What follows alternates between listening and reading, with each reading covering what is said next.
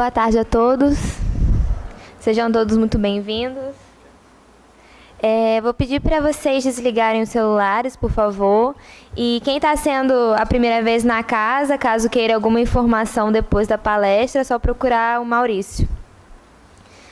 Eu vou ler o que foi entregue na porta, que tem como título Sonâmbulo. Não se aprisione no cárcere das próprias opiniões. Não fale sozinho, ouça o companheiro, a discussão é fácil. Não viva isolado, encontre o amigo, a convivência é boa.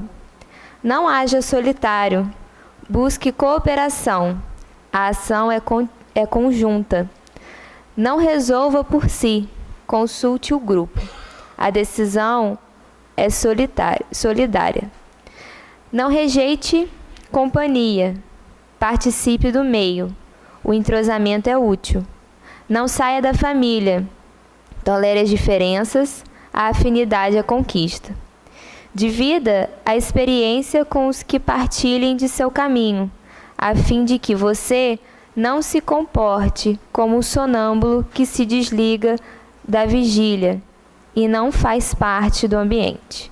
André Luiz, do livro Vivendo a Doutrina Espírita, volume 2, psicografia de Antônio Badu e Filho. Vamos fazer a nossa prece.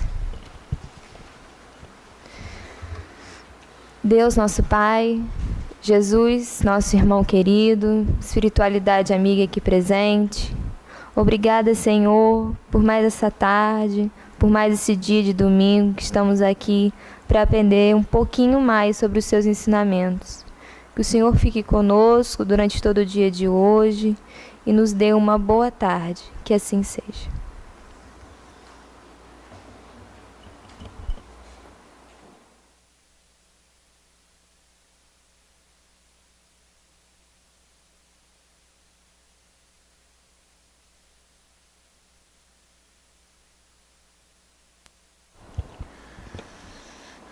Boa tarde, muita paz para todos nós.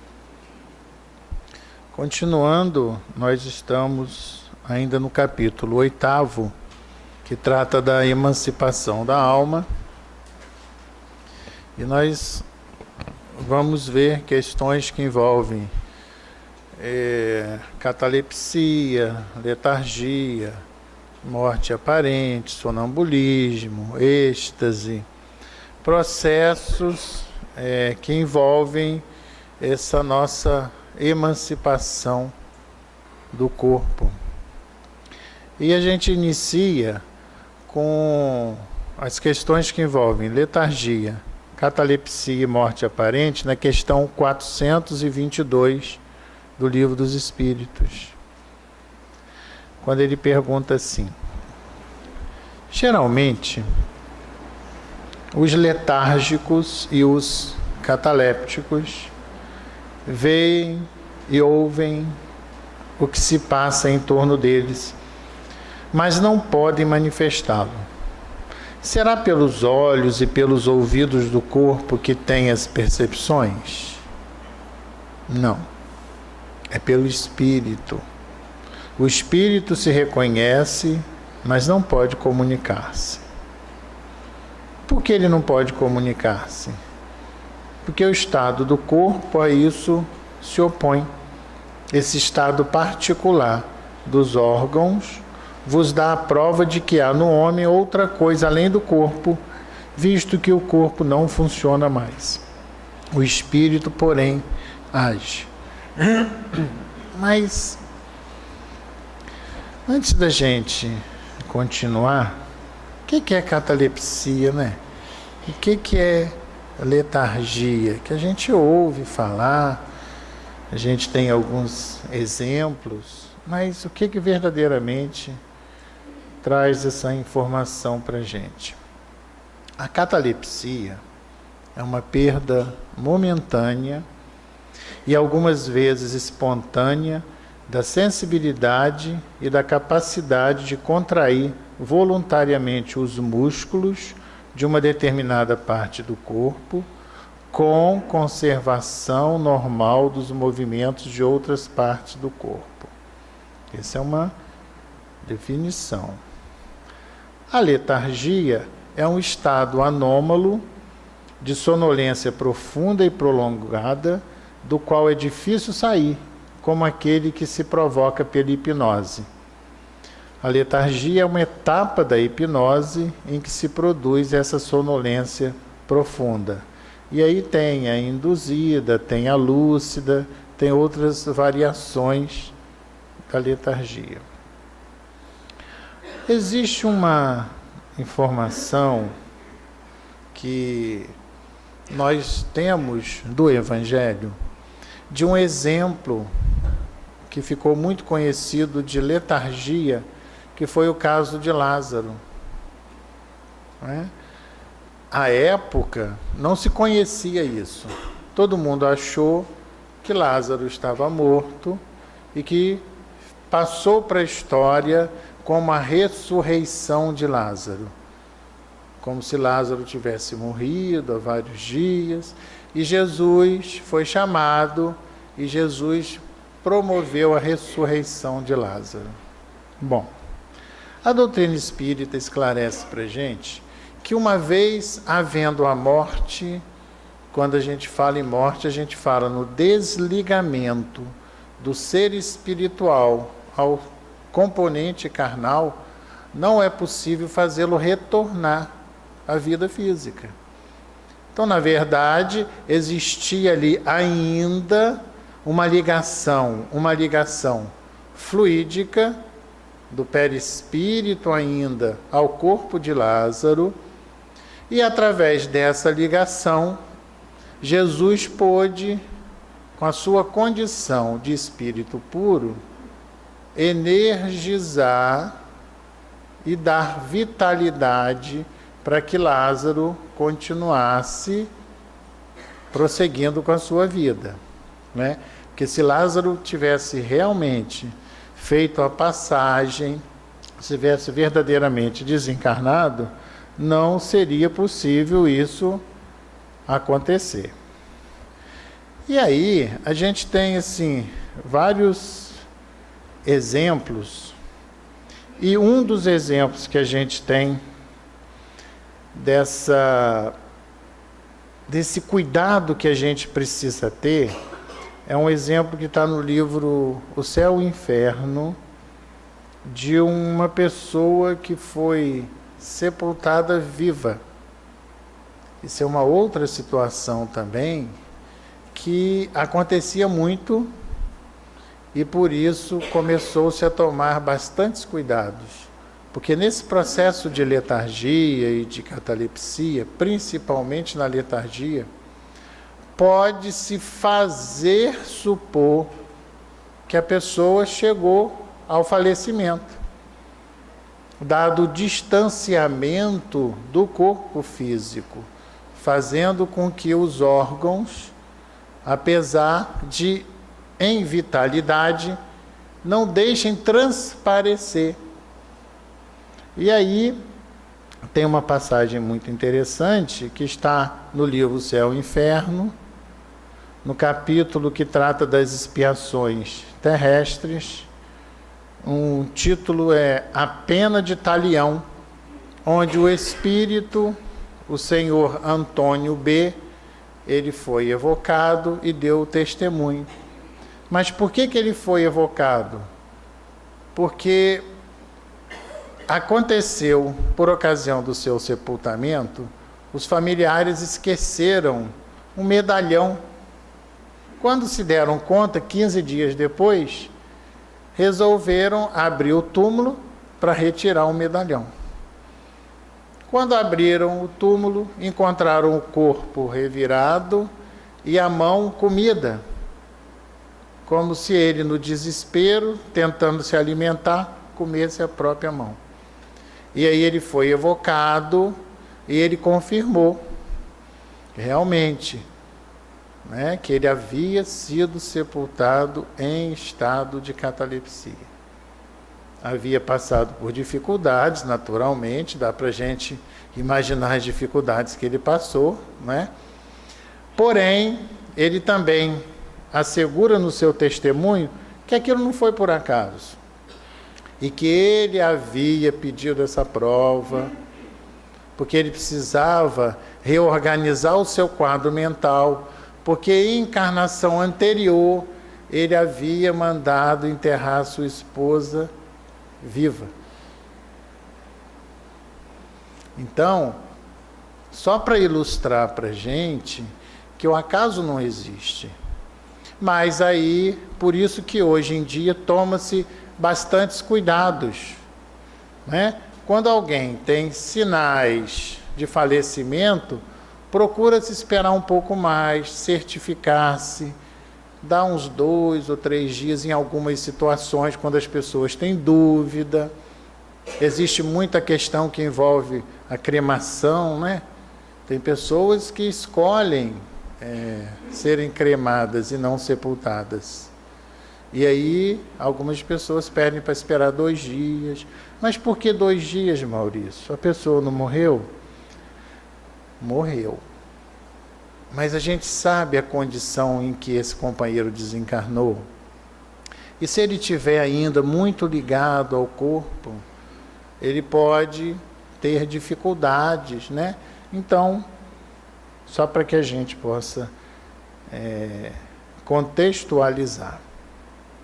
Então, continuando a nossa questão, na letargia, ele pergunta assim: o espírito pode se separar inteiramente do corpo, de maneira a dar-lhe todas as aparências da morte e a ele retornar depois? Na letargia, o corpo não está morto, visto que há funções que se efetuam. A vitalidade dele se encontra em estado latente, como na crisálida, e não aniquilada. Ora, o espírito está unido ao corpo enquanto este vive, uma vez rompidos os laços pela morte real e a desagregação dos órgãos, a separação é completa e o espírito a ele não mais retorna. Quando um homem que tem as aparências da morte retorna à vida, é que a morte não era completa. Esclarecendo o que a doutrina traz para a gente. O milagre, da forma como as pessoas estão acostumadas a acreditar, ele não existe. Todo e qualquer movimento tem que estar inserido na lei divina, na lei natural. De certo que existem muitas coisas que nós desconhecemos, muitos recursos e aprendizado ainda que precisamos desenvolver. Mas aquela velha história de que Deus é o Deus do impossível, se é impossível, nem Deus pode mexer. Na verdade, nos falta compreensão sobre determinados elementos da lei. Como estamos em processo de aprendizado, nós não conhecemos todas as coisas, estamos muito longe disso. Mas todo e qualquer evento que aconteça, ele está dentro do cabimento, ele está dentro da lei, está dentro da lógica, está dentro da razão. Não significa dizer que nós já estejamos em condição de compreensão dessa lógica e dessa razão. Mas ele não extrapola os limites da lei. Não é? Isso é importante para a gente. Para nós espíritas, isso é muito importante. Porque a gente tem a certeza que existe uma lei que vai ser seguida sempre. Então, não é uma lei que é capaz de favorecer uns em detrimento de outros. Não é uma lei que vai abrir uma exceção. Não. Porque se essa lei ela abre uma exceção, ela vai gerar um privilégio. E todo e qualquer privilégio foge da lei de justiça. E uma das leis da natureza é a lei de justiça. Então, para que qualquer coisa aconteça, tem que ter cabimento. Né? Aí ele começa a falar para a gente sobre uma outra etapa do desprendimento, que é o sonambulismo. A gente já viu no início o sono, o sonho, né? Numa etapa mais avançada desse sonho, a gente tem o sonambulismo, que é uma etapa maior de desprendimento. E aí, ele, na pergunta 430, ele questiona se a clarividência do sonâmbulo é a de sua alma ou de seu espírito, porque ele não vê tudo e por que se engana com tanta frequência. E aí, de novo, a gente precisa trazer o conceito de clarividência, né? É uma vidência, também chamada de dupla vista, de segunda vista. É uma faculdade que nós temos que consiste na percepção visual dos seres espirituais, de cenas espirituais, de imagens ou acontecimentos no mundo corpóreo que estão fora do alcance da visão normal, perto, longe, ou seja, onde for que se encontre. Na verdade, é a visão da alma, né? Também chamada de segunda vista, dupla vista. Quando nós estamos ligados ao corpo, na etapa de encarnação, nós temos os 5 sentidos. Mas acontece que a gente não enxerga apenas com o alcance dos nossos olhos. E uma vez nesse processo de expansão, seja uma expansão natural, seja uma expansão provocada, nos dá a condição de ir mais além do que a capacidade dos nossos olhos. E aí, não é o olho físico que está trazendo aquele quadro para a gente. Somos nós, espíritos, nós, alma, que estamos indo de encontro àquilo que nós estamos enxergando. Para que a gente viaje, baste que a gente pense. E aí, muitas vezes, o que a gente tem é esse. Nós nos deslocamos em pensamento numa velocidade que não conseguimos imaginar e vamos a determinados lugares e presenciamos aquilo que ali está acontecendo. Não é? Então, torna-se clara essa visão para nós. Isso é perfeitamente natural. Não é um processo mediúnico, porque é um processo anímico. O processo anímico é aquele que é meu. Agora, existe a clarividência mediúnica? Também existe. Mas como assim, Maurício? Você acabou de dizer que é um processo anímico. Mas quando esse processo está sendo estimulado por um espírito que está me trazendo ou me preparando para isso, eu posso aí, junto da participação dos espíritos, tratá-la como mediúnica. Mas em sua essência é um processo anímico. A própria alma, o próprio ser, o próprio espírito, seja por questões materiais, porque alguns corpos são mais expansíveis, ou seja por questão evolutiva, em que você consegue se desprender com mais facilidade do ambiente corpóreo. E aí você viaja numa velocidade muito grande. E faz e traz muitos registros daquilo que você visualizou. Então ele responde assim: primeiramente, não é dado aos espíritos imperfeitos tudo verem e tudo conhecerem.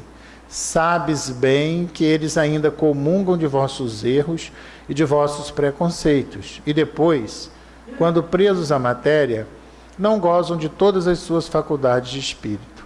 Deus deu ao homem esta faculdade com um fim útil e sério, e não para informá-lo do que não deva saber. Eis porque os sonâmbulos não podem dizer tudo.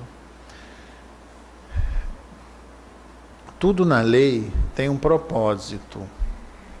Então, às vezes, não é porque nós somos dotados de determinados recursos que nesse processo de emancipação da alma, a gente pode adentrar qualquer região e ter contato com qualquer informação. Algumas são liberadas para nós e outras não. Né? É isso que ele está colocando para a gente. Aí ele pergunta, como é que explica essa visão à distância em certos sonâmbulos? A alma não se transporta durante o sono? É a mesma coisa que acontece no sonambulismo.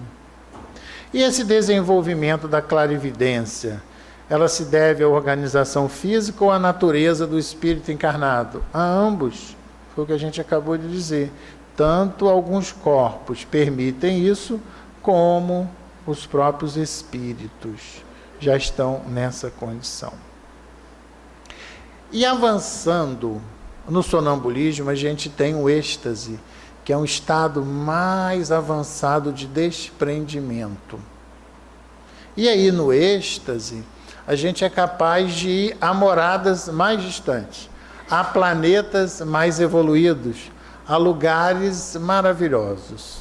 E aí, só para que a gente possa entender, quando a gente está na nossa vivência normal do dia a dia, e a gente se depara com um lugar muito agradável, mas assim, que deixa a gente extasiado, a gente tem vontade de voltar para o nosso local, onde as coisas estão pegando fogo no dia a dia.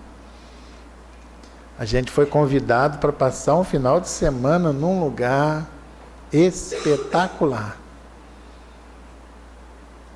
Aí quando vai chegando domingo, a gente lembra que segunda-feira tem que voltar para casa, voltar para o serviço, voltar para os afazeres, voltar para as dificuldades que a gente está enfrentando.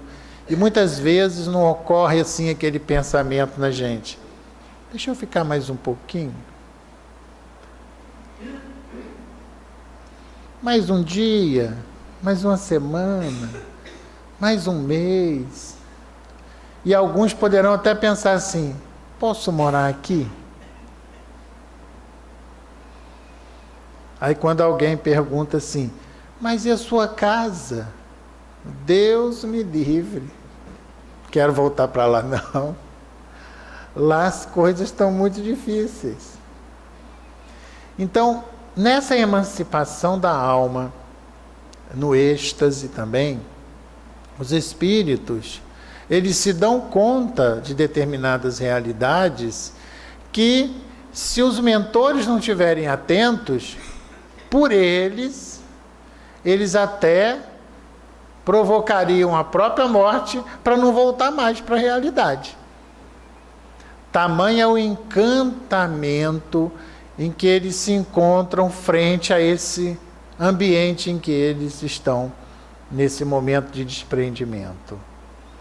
E aí tem que ser feito todo um trabalho com eles. Olha, não adianta você vir para cá antes do tempo, porque você não vai poder ficar. Porque se você fizer isso, aí é que você não vai vir para cá mesmo. Porque muitas vezes a gente quer fugir da realidade que a gente está vivendo. Não é? A gente, afinal de contas, nem todos os dias são tão bons assim, ou pelo menos nós não conseguimos enxergar em determinados momentos da nossa vida que a dificuldade que a gente está enfrentando, ela tem um porquê e ela não está ali para nos prejudicar, mas para nos ajustar com a lei ou para nos convidar a olhar numa direção diferente daquela que estamos acostumados a olhar. Mas na hora que a dor está presente, está muito intensa, a gente não quer saber de nada disso. A gente quer desaparecer daquele lugar. Porque ali está trazendo um certo constrangimento, uma certa dificuldade para a gente. E a gente quer ser feliz, não é? Só que para ser feliz, a gente também tem que dar contas dos nossos compromissos, das nossas responsabilidades. Então, vez por outro, o espírito também, nesse momento de êxtase, ele precisa ser convidado a retornar. Olha, volta, porque você já veio aqui, já viu que é bonito, já encontrou com fulano, já encontrou com cicrano, mas vamos voltar agora? Está na hora de voltar. porque temos compromissos ainda a assumir.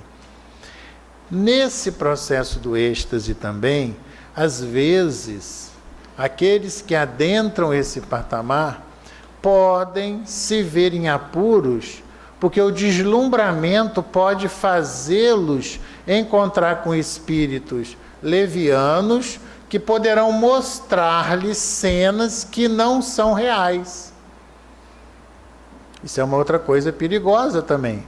Às vezes o espírito acha que adentrou uma região ou um lugar muito bom, mas na verdade foi feita uma manipulação fluídica e ele não está se dando conta verdadeiramente daquilo. Por isso os espíritos falarem sempre para a gente: lucidez, coerência, razão. Não se deixar empolgar muito com as coisas. Nós precisamos descobrir uma forma de, em nossa vida, ter um mínimo de organização emocional, que nós ainda não conseguimos. Nos momentos de alegria, como é que a gente se comporta? Com uma euforia além da conta. E nos momentos de tristeza, com uma melancolia além da conta. Mas, no entanto, o que é sugerido para a nossa saúde emocional é o quê? Transitarmos entre a alegria e a tristeza de uma forma quase que neutra, saboreando a alegria, mas sem deixar se envolver muito por ela. E sentindo os baques da tristeza, mas sem dar muita importância a ela. Porque aí a gente consegue transitar por todos os ambientes, em todas as situações. A gente se preserva dos abalos, porque os abalos emocionais são muito intensos. Se a gente observar, o nosso descontrole ele é muito grande. Tem dia que a gente levanta e fala assim: hoje eu estou feliz que nada me tira desse ponto. Encontramos com alguém que fez alguma coisa que a gente não gostou, ou que nos agrediu de alguma forma, e a gente tem um comportamento completamente diferente do que a gente disse. E a gente quer atribuir ao outro a insanidade que é nossa. Não. Nós estamos longe desse patamar de equilíbrio. E por estarmos longe desse patamar de equilíbrio, vivemos nessa gangorra emocional, de tal forma que aquilo que vem de fora tem uma possibilidade de bagunçar a nossa vida de uma forma muito intensa. Mas como assim? Então eu vou sorrir porque alguém me tratou bem e vou chorar porque alguém me destratou? Eu preciso ter uma construção emocional sóbria, de tal forma que o que vem do outro não vai interferir em mim. Eu preciso estar ali, naquele patamar. Né? Então, aquele que experimenta o êxtase também, ele tem que estar em equilíbrio, para não se deixar envolver com quadros que serão mostrados para ele, que não necessariamente são reais. E que quando ele encontrar os quadros verdadeiros, ele entenda que aquilo ali é lindo e maravilhoso, mas ainda não é para ele. Não é momento. Aquilo foi oferecido a oportunidade de conhecer, mas não é a realidade dele. Não está na hora e nem é momento dele habitar essa morada. Ele tem um trabalho ainda para fazer, já que ele está ligado ao corpo, já que ele está encarnado, ele ainda tem contas, deveres, compromissos e obrigações. Então a gente vai observando, né? Tudo trazendo a gente para um patamar de sobriedade, de lucidez, de coerência. É aquela historinha que o vozinho contou para a neta. Quando passando pela sala, viu a neta debruçada na janela, chorando copiosamente. Quando ele presenciou a cena, a netinha estava vendo o cachorro que estava morto no jardim. Ele pegou a netinha pela mão, atravessou a sala e colocou a netinha de frente para uma outra janela. e perguntou a ela: o que você está vendo? Ah, vovô, estou vendo aqui agora um parque lindo, um jardim lindo, estou vendo aqui as borboletas, tem um lago, estou vendo os peixinhos. E ela foi se alegrando. E ele passou para ela esse recado então. Pois é, minha filha, procure então viver assim. Quando a vida te apresentar a janela da tristeza, não se abata muito por ela e perceba que logo adiante a janela da alegria será visitada por você. E quando você estiver de frente para a janela da alegria, também não se deslumbre muito, porque daqui a pouco a janela da tristeza será aberta para você também. É a nossa condição de vida. Os momentos alegres e tristes se alternam e nós não podemos viver refém deles. Precisamos criar uma estrutura, uma robustez de equilíbrio, de lucidez emocional.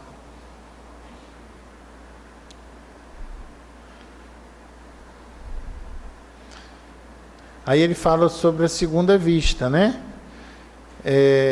O fenômeno designado sob o nome de segunda vista tem relação com sonho e sonambulismo? Tudo isso é uma coisa só. O que chamais segunda vista é ainda o espírito que está mais livre, embora o corpo não esteja adormecido. A segunda vista é a visão da alma. E aí, ele reforça para a gente algumas informações, quando ele diz que o sonambulismo ele pode ser natural e pode ser magnético, ou espontâneo ou provocado. Traz para a gente que a clarividência é um atributo da alma. Ele vê por toda parte onde sua alma pode transportar-se, qualquer que seja a distância. Não existe barreira. Isso é uma outra coisa também que nós precisamos incorporar na nossa vivência diária. Às vezes a gente está passando por uma dificuldade e a gente fica assim: por que eu vou orar? Se aquele que pode me ajudar está tão longe de mim, eu não vou nem orar, porque não vai adiantar. Mas como assim?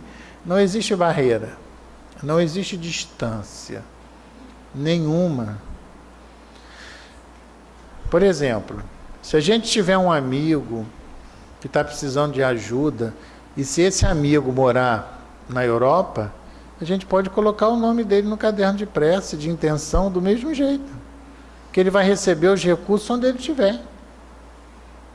E se ao invés dele morar na Europa, ele agora for morador do plano espiritual, porque ele desencarnou, a gente também pode botar o nome dele no caderno, porque ele também vai receber onde quer que ele esteja. Não existe barreira. Nós todos estamos mergulhados numa coisa chamada fluido cósmico universal. E não há barreira para a movimentação desse fluido. E Santo Agostinho diz para a gente, para reforçar esse conceito, que se a gente precisar de ajuda, a gente pode chamar por ele. Que mesmo ele não morando na Terra, e morando muito distante da Terra, ele tem recurso que a gente não tem a menor noção. E que de onde ele está, ele pode ajudar a gente com uma facilidade tremenda. Aí a gente traz isso para o mundo material. Às vezes a gente tem uma pessoa que tem alguma coisa que a gente precisa. A gente pega o telefone e liga para essa pessoa, com apertar de dedo dessa pessoa, está tudo pronto lá para a gente. Não é assim não? Quantas vezes aqueles que viajam para o exterior estão em apuros, de lá liga para o pai e para a mãe e fala assim: olha, tô zerado, hein? Bota um trocadinho aí na conta, porque olha, acabou o dinheiro aqui. O pai dá um cliquezinho, faz a transferência, ele de lá saca na hora. Se um homem encarnado, com todos os limites, já consegue fazer isso, como é que o plano espiritual não consegue socorrer independente da distância? É porque a gente não está, né, pensando direito, que o socorro, ele existe, assim, com recursos maravilhosos, independente da dificuldade que a gente esteja enfrentando e da distância, porque não existe barreira, né? E aí a gente entende isso quando a gente lembra das mães, né? Tem barreira para a mãe ajudar filho? Não tem. Às vezes dá até confusão, né? Porque o pai fala assim, não ajuda esse menino, eu já falei com você, ele está aprontando. Não, dá mais uma chance. Não é assim que mãe faz? O pai, às vezes, é mais lúcido. Aí a mãe fala assim, mas você é muito ruim. O que tem, nosso menino, nossa menina? Você não está ajudando, você não está ensinando, ele está abusando. Não dá sempre uma chance a mais. Aqueles que nos amam também sempre dão essa chance. Às vezes a chance é o contrário, né? A chance é deixando sem. É por isso que às vezes a gente fica chateado, não é? Quando a mãe e o pai resolvem deixar a gente sem alguma coisa, que a gente elegeu, que a gente precisa, a gente fala o quê? Muito ruim. Muito ruim. Fez tudo a vida toda. Naquela vez não fez, a gente diz que é muito ruim. Mas o pai e a mãe não estão fazendo, não é porque seja muito ruim, é porque eles entenderam que naquele momento o importante é deixar sem. E às vezes também, quando a gente não recebe o atendimento das nossas preces, não é porque o pai seja ruim, não. É porque ele entende que não tem cabimento naquele momento mandar aquilo que a gente está pedindo. Não é porque a gente está pedindo que a gente tem que receber. A gente precisa entender isso também, não é?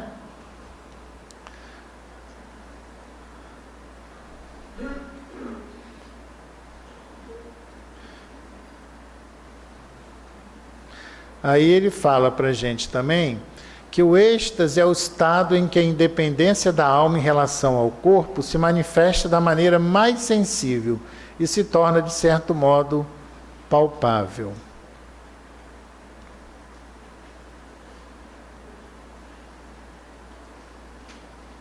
E ele termina dizendo para a gente que os estáticos, acontece com ele a mesma coisa que com os sonâmbulos. Sua lucidez pode ser mais ou menos perfeita e seu próprio espírito, conforme seja mais ou menos elevado, é também mais ou menos apto a conhecer e a compreender as coisas. Há neles, algumas vezes, mais exaltação do que verdadeira lucidez. Ou melhor dizendo, sua exaltação prejudica a lucidez. É por isso que suas revelações são frequentemente uma mistura de verdades e erros, de coisas sublimes e de coisas absurdas, ou até ridículas. Espíritos inferiores aproveitam-se com frequência dessa exaltação, que é sempre uma causa de fraqueza, quando não se sabe controlá-la, para dominar o estático, e com esse fim revestem aos seus olhos aparências que o mantêm preso a ideias ou preconceitos do estado de vigília. Há aí um perigo, mas nem todos são iguais. Cabe a nós julgar friamente e pesar suas revelações na balança da razão. O descortinar do ambiente espiritual para nós é de grande responsabilidade. Sabermos que somos espíritos, que estamos encarnados e que entramos em contato com esse ambiente espiritual, traz para nós muitas alegrias, muitas reflexões também. Se entre nós, encarnados, tem aqueles que são bondosos e não tão bondosos, honestos e não tão honestos, verdadeiros e não tão verdadeiros, entre nós encarnados. Se quando nós morremos continuamos a ser quem somos, o que esperar do ambiente espiritual, senão nós que morremos, alimentando a população do plano espiritual com essas mesmas características? Então, ao conhecermos a doutrina dos espíritos, entramos em realidade, em conhecimento com a seguinte realidade: espíritos existem de todas as naturezas. E não é porque estão na condição de espírito, no plano espiritual, não é porque trazem as suas orientações, comunicações e manifestações, que elas devem ser acolhidas e aceitas por nós sem passar pelo crivo da razão. Precisamos ter isso muito claro nas nossas vidas. Porque mesmo hoje, em 2019, a gente ainda ouve algumas pessoas falando assim: vou fazer isso porque fui em tal lugar, o Espírito disse para fazer isso, o Espírito disse para fazer aquilo, o Espírito disse. Não, você vai fazer isso porque você ouviu a orientação do Espírito e você acolheu essa orientação. É por isso que você vai fazer. Porque se você resolveu não acolher, você não vai fazer. Você precisa saber se essa orientação veio de uma boa fonte ou não. O que mais os professores encontram hoje são trabalhos para eles darem risada dos alunos. Porque os alunos vão para o tio Gugu, né? Vão no tio Gugu, copia, cola e entrega o trabalho. Quando o professor vai olhar, fala assim: meu Deus, que barbaridade é essa que o aluno botou? Mas o aluno não botou nada, ele foi para o Google, pesquisou, copiou, colou, ele não sabe do que se trata. Não se deu ao trabalho, como ele não sabe o que é, nem de verificar a fonte. A fonte estava ali escrita, um monte de coisa. Ele achou que aquilo ali era importante e bonito, copiou e botou. Tirou quanto no trabalho? 0. Naturalmente. E não está mais na hora da gente tirar 0 na vida não, né? Então a gente tem que tomar cuidado. Então temos que ter conhecimento das fontes. Precisamos.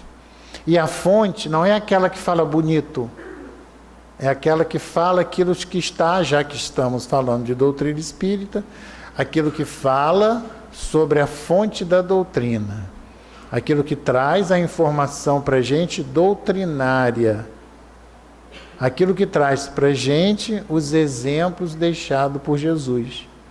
Esse é o nosso modelo. Porque os espíritos, com todo o respeito que temos uns pelos outros, cada um está na sua condição evolutiva e cada um fala daquilo que conhece, daquilo que sabe, da sua própria vivência. O nosso modelo é Jesus. É Ele que nós temos que procurar entender, estudar e seguir. Que Deus nos abençoe.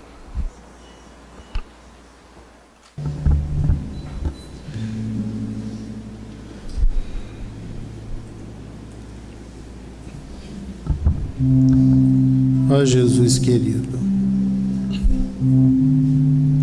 estamos há semanas estudando o capítulo da emancipação da alma,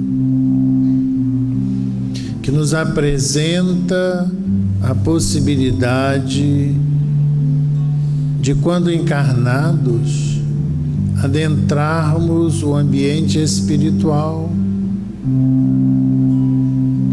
Mas, ao adentrarmos este ambiente, surpresas e alegrias nos aguardam. Por isso, Mestre amado, a nossa súplica é para que nos ajude a termos uma vida durante a vigília, no momento em que estivermos acordados, o mais próximo possível do exemplo deixado por Ti. Uma vida de sobriedade, de responsabilidade, de trabalho, de cumprimento do dever, de equilíbrio, de ponderação, para que, por ocasião desse desprendimento, nós possamos encontrar contigo e com aqueles que são os seus prepostos, que irão fortalecer cada vez mais em cada um de nós o desejo de seguir-te as orientações e os passos. Abençoa esta assembleia de encarnados e de desencarnados. Abençoa cada lar aqui representado, cada um que é o motivo das nossas preocupações. Aqueles, sejam familiares diretos ou não, mas que envolve as nossas mentes, porque já desejamos ajudá-los. E o Senhor, que sonda os nossos sentimentos e os nossos pensamentos, sabe quem são e sabe como direcionar os recursos para todos eles. Ó Mestre amado, continue sempre a nos fortalecer. Permita que esse cortejo de espíritos trabalhadores do bem possam encontrar uma forma de nos fazer enxergar a necessidade que temos de seguir-te as orientações, porque às vezes não basta o esclarecimento, pois ainda trazemos uma carga de rebeldia, de teimosia muito grande, muito grande. E esse comportamento faz com que tenhamos atitudes que nos afastam de ti. Que o teu amor, que nos envolve a todos, seja sempre presente em nossas vidas. Que assim seja, Mestre. Graças a Deus.